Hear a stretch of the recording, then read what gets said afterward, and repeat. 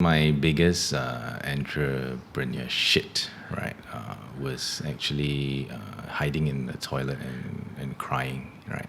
Actually, I wasn't crying. I was like bawling and wailing my eyes off, right.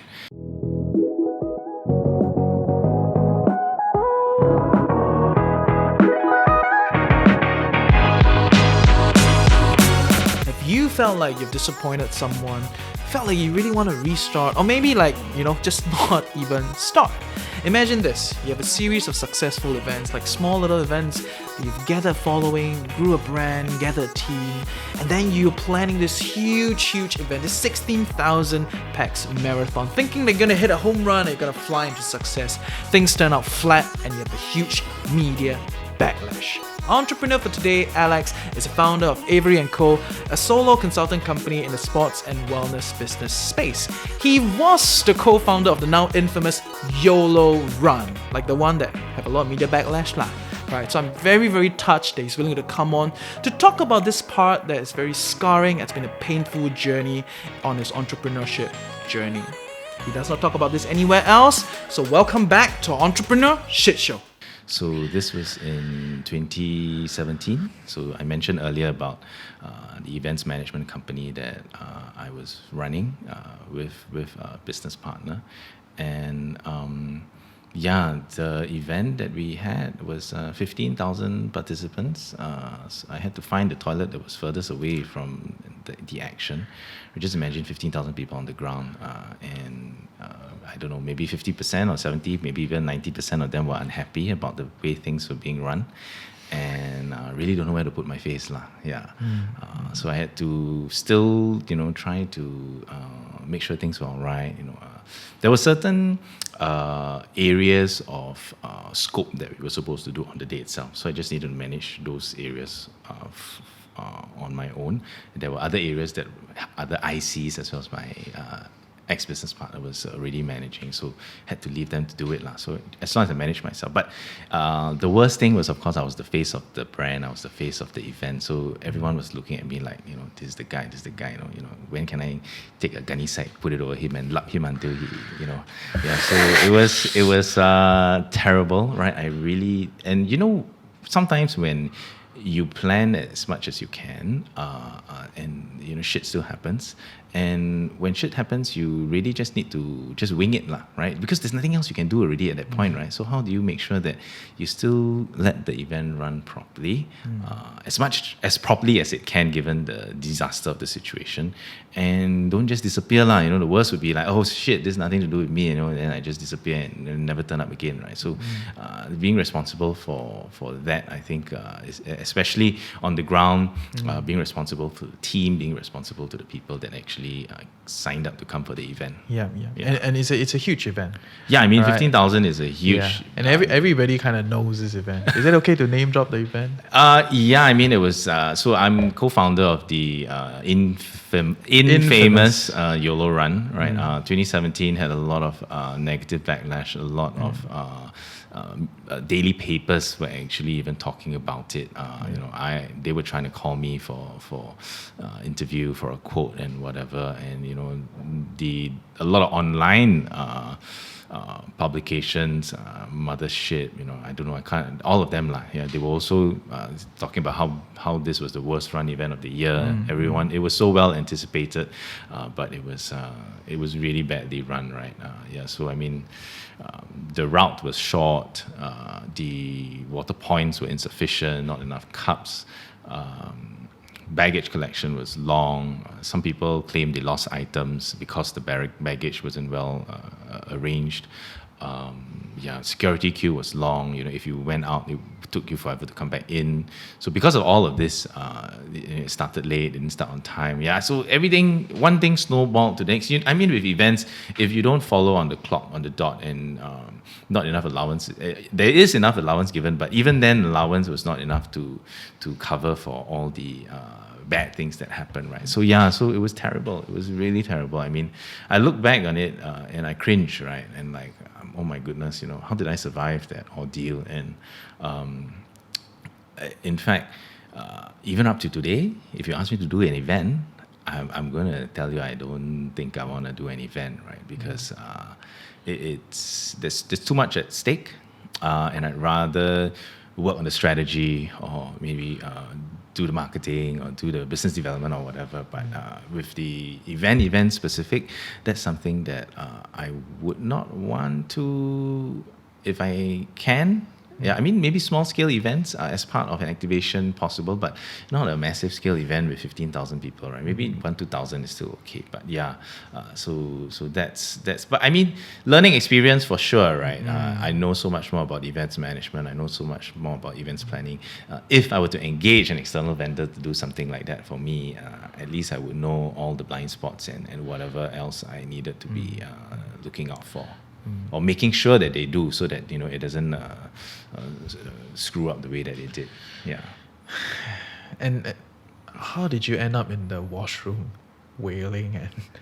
Well, so at that point it's like, okay, I don't have anything to do right now. I need to vent off some emotions and vent off some frustration. And I was looking for the furthermost corner where nobody would hear me, nobody would see me, and I just disappeared for that. I don't know, it seemed like forever, but it could have been just 5 minutes lah. But yeah, and I remember I just sitting down at the toilet bowl and with my hands to my face and just crying and like and of course I don't know how long I did it, maybe 1 minute, 2 minutes.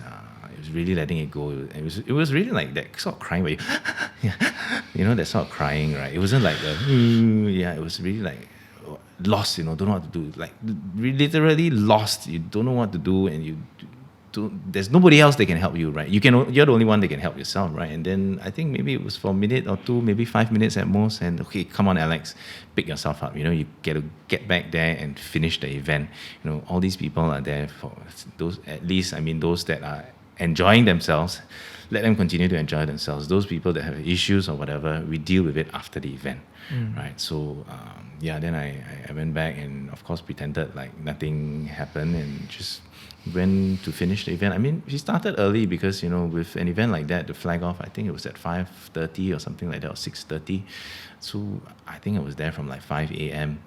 And it was only till lunch or after lunch, right, that everything was packing out and over. And then it was, at that point, it was like, okay, what's the aftermath, right, of all of this? And that's, of course, when everything went out of control. Like, it went worse than what I expected. It was even worse than during the event itself, right? Because there were like thousands of people online saying we want a refund, and we can't refund, right? Because with the revenue that's collected, it was used to purchase the t-shirts, purchase the medals, and purchase all those things, right? And it was also operating costs. So that definitely was something that was out of the question that we were going to do. And it was really, how do we mitigate, right? And then, of course, it was also fault finding, right? So where were the bottlenecks that happened? Who were the assholes or the fuckers that didn't do their job, right? Such that we ended up in the situation that we were in. So it was investigating, it was trying to find out. At the same time, it was managing the media backlash, right? Everything was snowballing, and I mean, I had to shut down my social media accounts, because people were actually trying to flame me on my personal, hunt me down.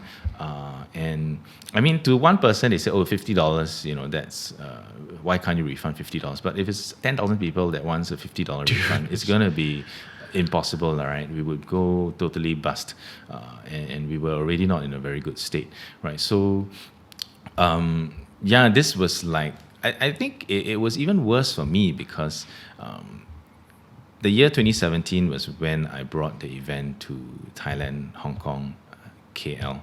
And in each city, we had about 4,000 people participating, and the events were well done, and no profit, but no loss, right? And we were all gearing up, or I was looking forward to the end of the year where, okay, we're going to have this 15,000 people event, and we're going to end the year with a bang, right? And then the next year, we're going to include maybe another 2 or 3 cities, and Yolo Run is going to be famous, Ooh. right? Yeah, it was Yeah. already famous, but then it became infamous, right? And then so that was what I was looking forward to. So it was an even greater blow because all my plans, all my expectations, and everything that I was hoping for literally just disappeared, vanished, right? And it got worse, right? And along the way, with the investigations also, I discovered that there were certain discrepancies, with the way that my business partner or ex-business partner was dealing with matters. And actually, all of this, red flags happened along the year already, but I did not take heed to the red flags, and I was looking forward to the light at the end of the tunnel, and end off with a big bang, 15,000 people, and none of this will matter, right? Yeah, but showed through the cracks, and I think divine intervention probably telling me that, Alex, I don't think this is for you.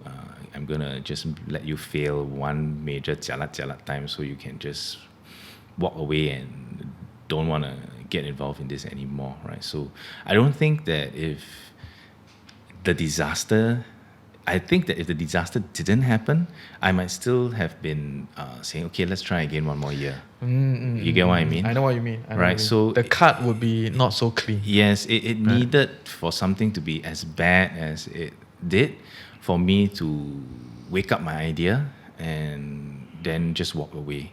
Yeah, so as much as there were friends and family that were going through this entire year's process with me, were saying, I think, something is not right, perhaps you should consider or reconsider, it's not too late. But I said, no, I want to finish this year well, right? But then disaster happened, and I think, divine intervention. And I think I'm in a good space now. I don't know how things would have been if the disaster didn't happen, but doesn't matter, right? It happened for a reason. I firmly believe that things like that happen for a reason. And so I'm happy where I am right now, starting on my entrepreneurship journey again as a solopreneur, right? So that's my entrepreneurship story. Cool stuff. Thanks for sharing. I don't think that's easy to share. I mean, I could feel it, right? I think actually there's more to it, right? Which I think I will just share. So my ex-business partner was actually an ex-student of mine. Right, I mentioned that I was a physical education teacher, and to some extent I was his mentor, and to have known that I could not believe that there were certain character flaws that were not evident in the many formative years that I had spent with him, to have suddenly shown through being a business partner. I think that the fact of having felt manipulated, having trusting, and yet it coming to the way that it came, I think that perhaps was a greater emotional blow to me than the fact that my reputation is ruined and all of these things that I build up for. I mean, of course, financially, all of that, I put in quite a lot into the business, but I think it was the loss of trust and the feeling of having been manipulated and lied to, right? And at most points, I always thought that, maybe he doesn't know. Maybe it's a white lie. Maybe it's a communication issue. So I was always giving a reason for somebody not performing or somebody not coming clean on certain things, right? And a famous reply was always, "Don't worry, bro. I got it settled." I always very scared when people tell me, "Don't worry, bro." Yeah, so that don't fucking bro me, you know. Don't, bro. Don't, Get your yeah. shit done. Alright, no, bro. Yeah, so don't worry, bro. So that now anybody tell me don't worry, bro, I have to go fuck yourself. Don't worry, bro. I double worry. It's like, wait. What's going on? Yeah, so that I mean, and I think that perhaps it was too trusting, you know. And sometimes I second guess myself, I doubt myself, and I said that if only I had said, "You don't worry, bro, me." Tell me exactly. If I had done that, maybe all of this wouldn't have happened. So at sometimes I blame myself, right? And I think that it was my fault that I did not nip it in the bud before it happened the way it did. But at the same time, and sometimes I even, you know, say that maybe he just didn't know, right? Yeah, but I think that's not important. Coming to this point, right? I think that we've all moved on, and the fact is that the business would not have been able to flourish given the fact that there were all of these character flaws anyway, lah. Right? So I mean, I believe that, you know, as a business owner, whether you're an entrepreneur, MNC, SME, whatever, self-employed, character is important, lah. So you need to have integrity. If you engage a person's service, you need to pay, right? If you purchase a product, you need to pay. I mean, we're all in the service product sector, right? We're all trying to earn a living here, and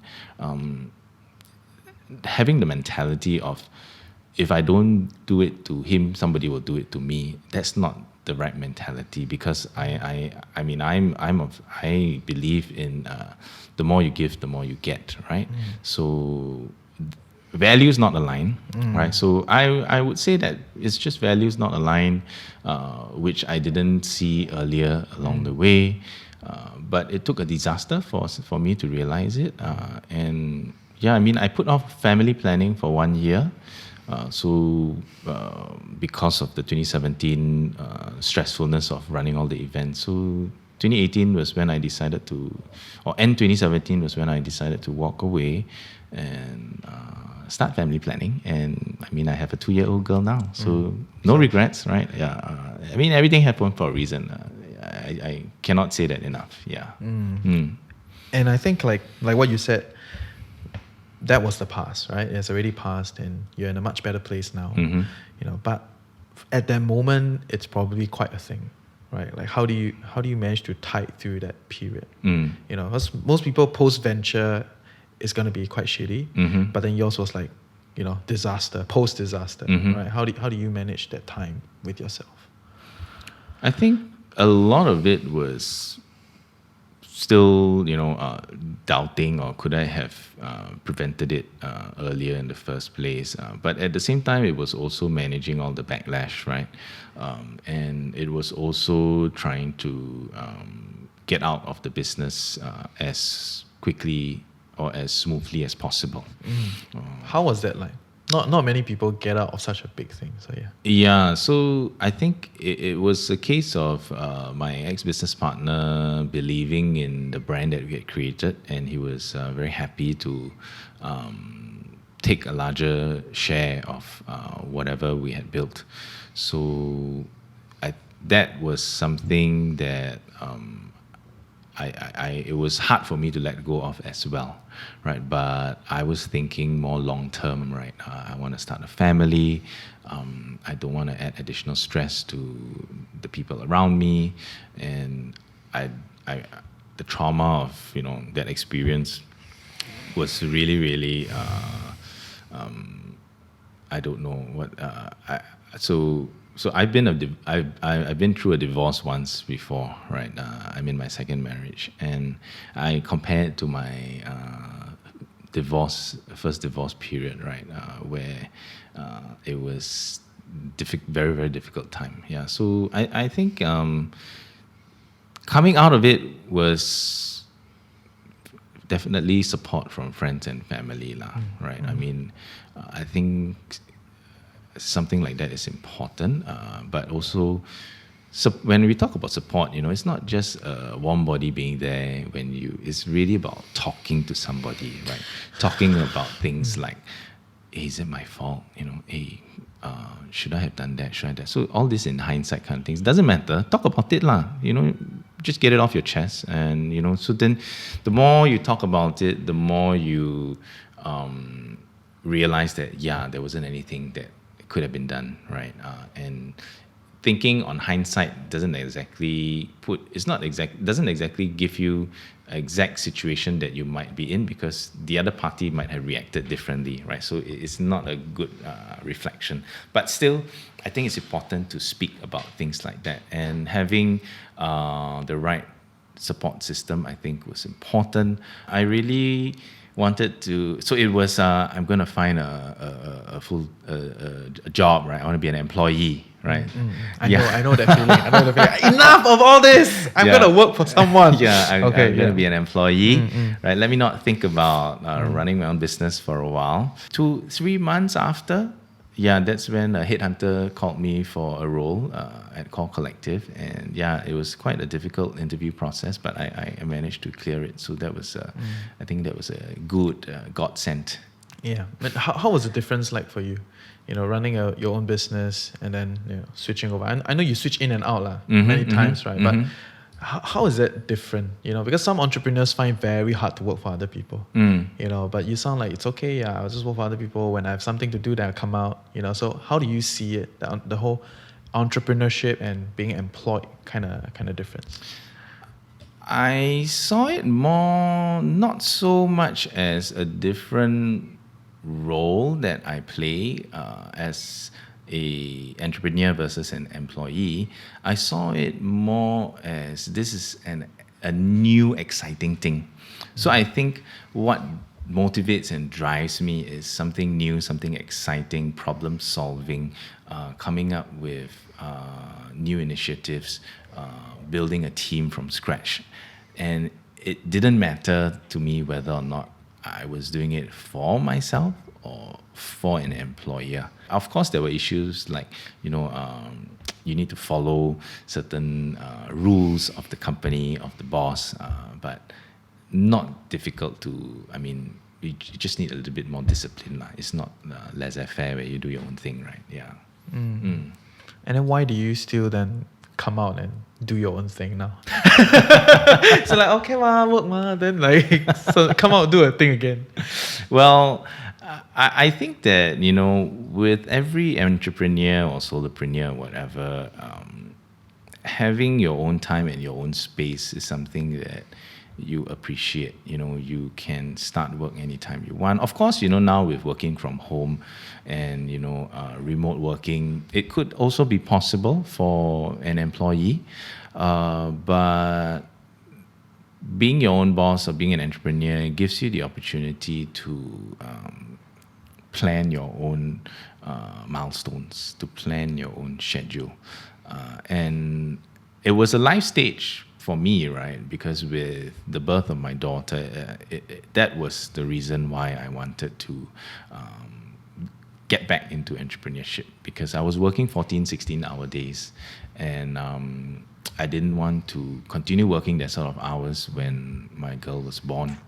So the only or the best solution to that was to do my own thing.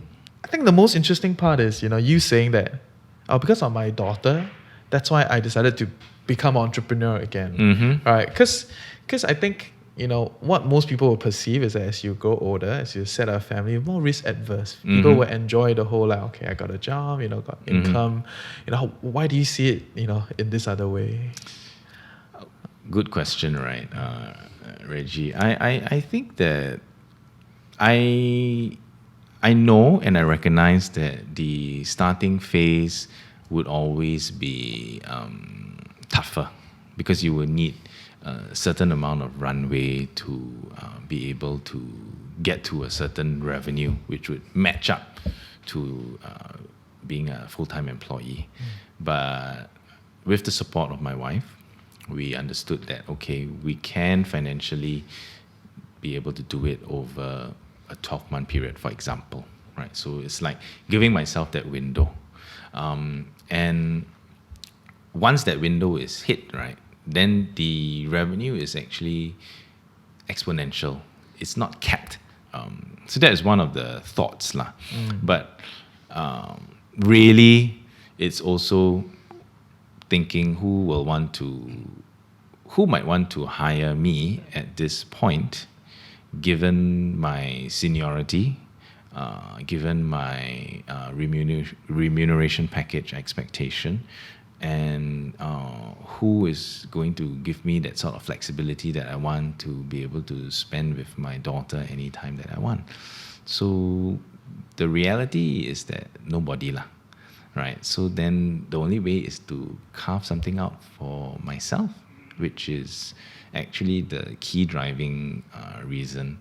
And the other point that I mentioned of longer term projection, I think that comes as a secondary. The primary reason is really that I can make my own future for myself, because nobody out there is going to give me what I want. So if I have a checklist of 5 things, these are the things that I want, which employer can give that to me? And no employer can check those 5 boxes, then it's me choosing the employer versus the employer choosing me, right? And because of that, but me being my own boss allows me to check all those boxes. So obviously I would want to do my own thing, but not saying that everyone should think of because it that it's way. not a walk in the park, right? Exactly, Yeah. right? So it's not a walk in the park. You need to, of course, have that self-awareness.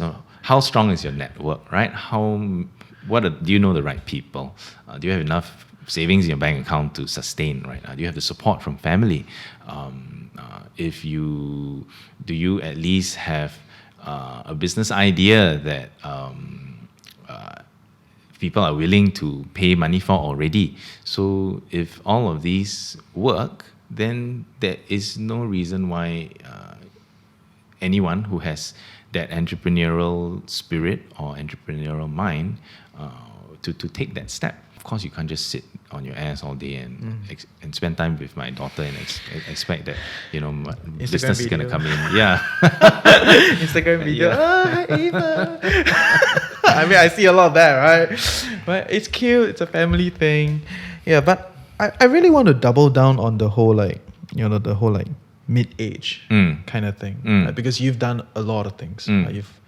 You work for different people, you've done your own thing, you've worked overseas, all these kind of stuff, right? Do you feel like the way you handle ventures now and the way you handle ventures when you were younger, what are some significant differences?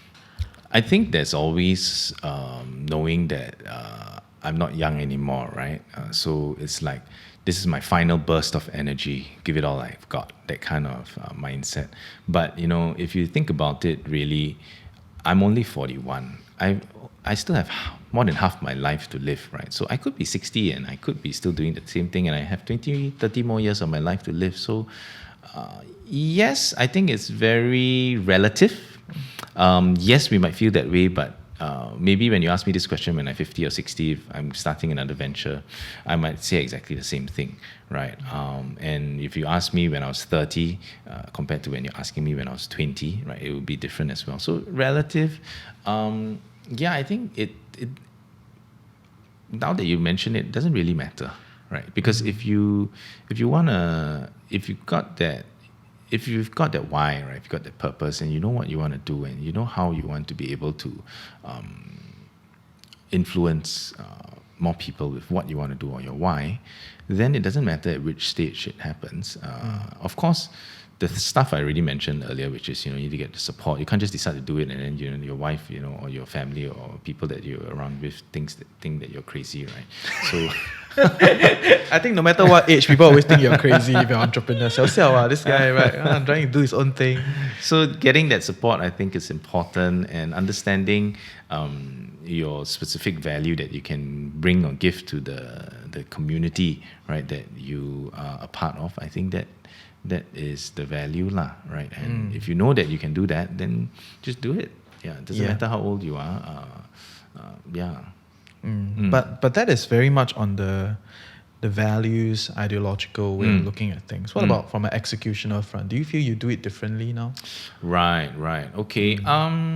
I mean, for sure, right? Because that's why they always say the wise old man, right? The more years you have, the more failures that you've had, the more people that you've met, the more stories that you've listened to, the more you're able to apply it to yourself. So for sure, right? A lot more cautious, a lot more mindful.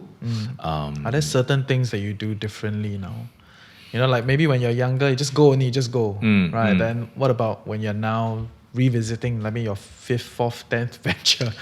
Okay, in younger days, probably just chong only, right? Just go! Yeah, just go, because you can afford your 48 hours not sleeping, 72 hours not sleeping or whatever, but working smarter, right? Blocking out specific time that I want to do specific things. For example, needing to end work by a certain time so that I can have dinner with my family, that sort of thing. Whereas in my younger days, things like that are not important, right? So I think doing things more intentionally, I think if there's a word to use, would be doing things more intentionally. And because of that, it is more efficient, it is more productive, and you save energy, you save time, you save resources. So the wisdom from many failed ventures as well as some successful ones. Yeah. Correct me if I'm wrong, okay? It feels like, like you went from like that, like this kind of big venture, and then now it's like, okay, I just want to do this on my own and just kind of make it work, right? Because the counter view will be like, oh, we start small and then we grow over the years, we do bigger and bigger and bigger, right? Do you feel that it is because of some reason that you're afraid to like aim for the big thing and you're just kind of doing this thing, or? Not entirely so, because I'm not familiar with the raising capital, doing big thing kind of businesses or startups. I believe in being cash flow positive and growing slow, right? My projection or my idea of Aviary Co is to grow a team and actually to go global as well. So I have plans to grow the business, but perhaps the plans are more conservative. And I don't have to answer to investors or partners who want it to grow by a certain date, right? So I'm controlling it in my own time. And at some point, if I realize that that's not what I want to do, then I still can not do it, right? But of course, the idea is that, yes, I want to grow it. I want to have a global audience. I even want to grow the company to be in other cities or countries, right? So I don't think that it is going from big to small. I think now is perhaps learning from all the big, dreamy ideas and visions and realizing that, okay, let's just start small and then work our way from small up, right? You did say about how your network is very important in this process, because from what I'm hearing, because it's a one-man show and because it's in consultancy, it's a lot of network-driven business, right? So how do you then grow this network of yours?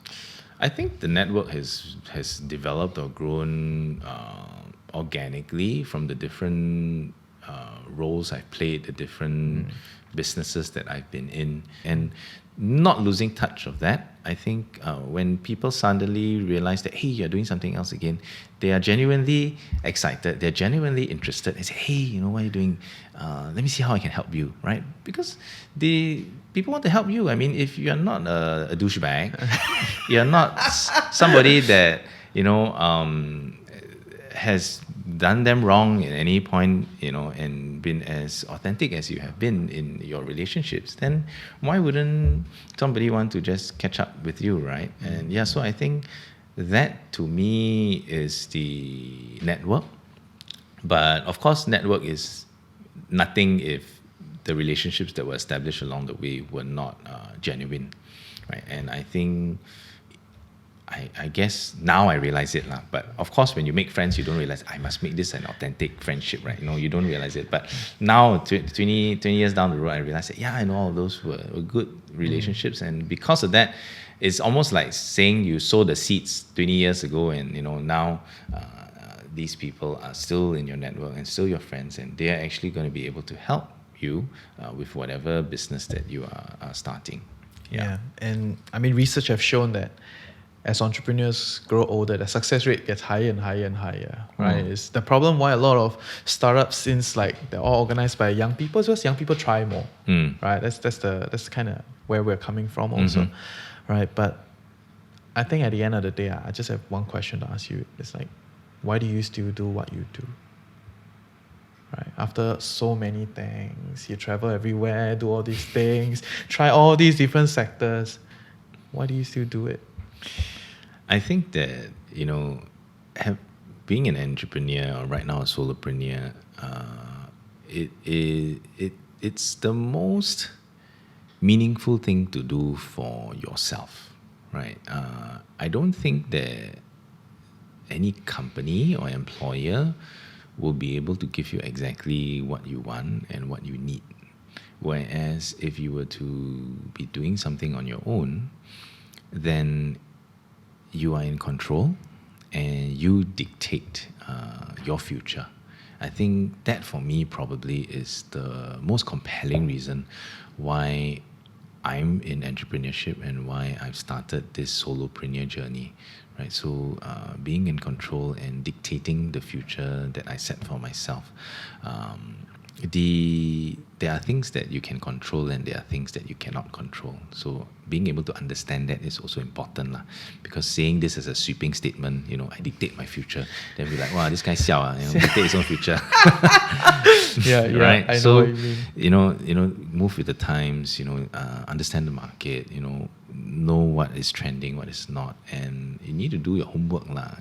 So I'm happy.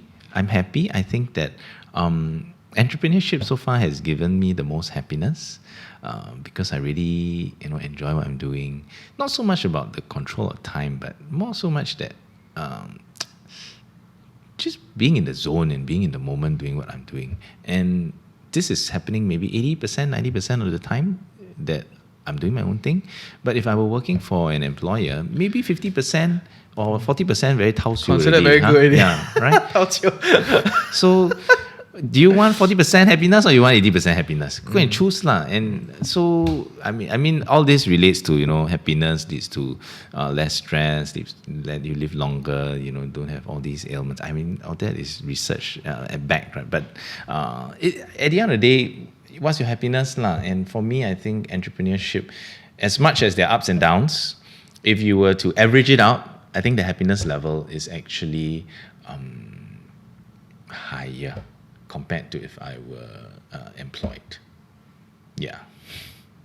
Thank you. Thanks for sharing. My pleasure. My Cool pleasure. stuff.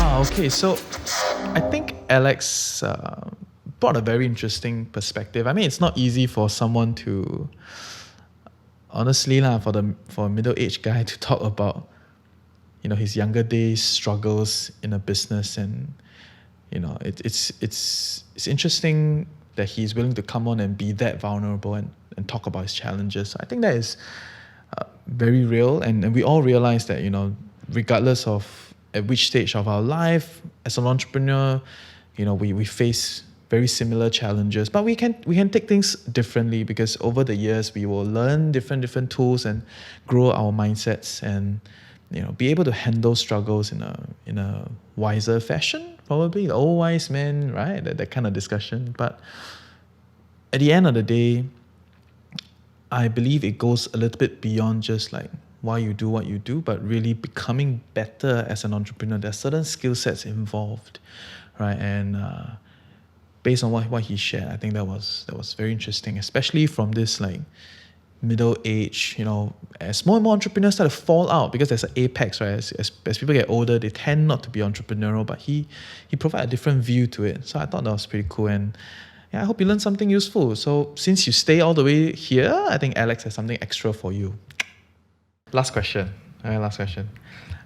So if someone wants to participate in this entrepreneurship thing, right? Like, I mean, you've shared a lot, right? But what is something that if a new person wants to join, or maybe a middle-aged person, first-time entrepreneur, what advice would you give them? I think at the end of the day, they need to ask themselves why lah. I mean, that's important, right? So why do you want to be an entrepreneur, right? Is it because you think that you're gonna be the next unicorn, and I mean, is that the right reason? Maybe for him it is, but he needs to know it such that somewhere along the way, if he doesn't make it, he's not going to like fall out and cry and feel like he's been a failure all his life, right? So knowing why you're doing something it prepares you for the long run.